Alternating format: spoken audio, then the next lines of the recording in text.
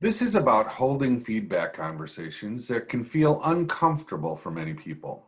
Those times when you must let a person know that certain behaviors are not acceptable and that they must change or risk losing their job. There have been entire books written on the subject, and we highly recommend the Crucial Conversations book and trainings if you want to take a deeper dive on the topic. These kinds of conversations are called crucial for good reason. The potential cost is high. You risk losing an otherwise good employee or at least damaging a relationship. Or the cost of inaction is high. You cannot let the unacceptable behavior continue because it's set a terrible example or brings other unacceptable risks to the business. But the core skills for holding corrective conversations are not that complex, and you can skillfully navigate these conversations by following a few simple guidelines. Be clear on the behavior that must change, be clear on the consequences for noncompliance, and follow through with the consequences. The good news is that this can be done without drama. We call it being hard on the problem, yet soft on the person.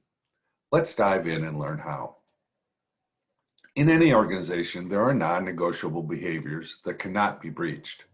Common ones include safety violations, breaking laws and ignoring rules, deviation from important standards, behavior that contradicts the organization's deeply held value and purpose, such as treating all stakeholders with respect, or any stubborn resistance to change that has been clearly defined and communicated. In short, you need to address unacceptable behavior that will not be tolerated. When faced with this situation, you must act quickly and decisively. First, make sure the rules are clear and that the person acting inappropriately understands the behavior that is unacceptable and the behavior that is expected instead. Also, make sure you have probed the thinking behind their behavior. Why have they been acting this way? This being soft on the person, showing them respect by asking questions and listening to their side of the story. When you take the time to understand someone, you show you care about them. This builds trust and receptivity rather than resistance and drama. Think of it as joining hands versus pointing fingers.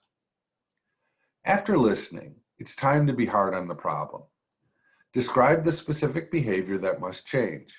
Use I statements, such as, I see you were 15 minutes late again this morning, rather than, you continue to come in late. Be transparent on the criteria being used. For instance, you need to be clocked in and at your desk by 8 a.m. Clarify consequences and expectations. For instance, if you are not clocked in and at your desk, you risk further disciplinary action, including loss of your job. Question them to ensure that they understand. Questioning an employee like this at the end of a corrective conversation has several benefits.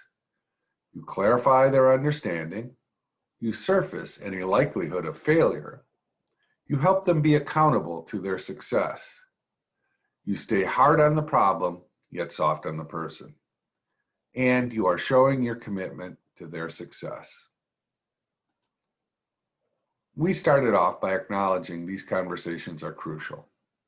We value the employee and we want them to succeed. Yet, we need them to be 100% responsible for their own success. This kind of thorough corrective conversation increases that likelihood.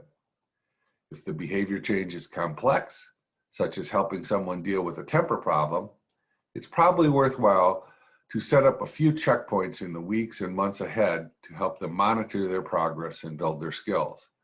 If the problem is a lifelong behavior pattern, like blowing up at people, then they may need a deep dive into crucial conversations training themselves. For that, we recommend signing people up for Crucial Conversations online. Just visit the company website at www.vitalsmarts.com.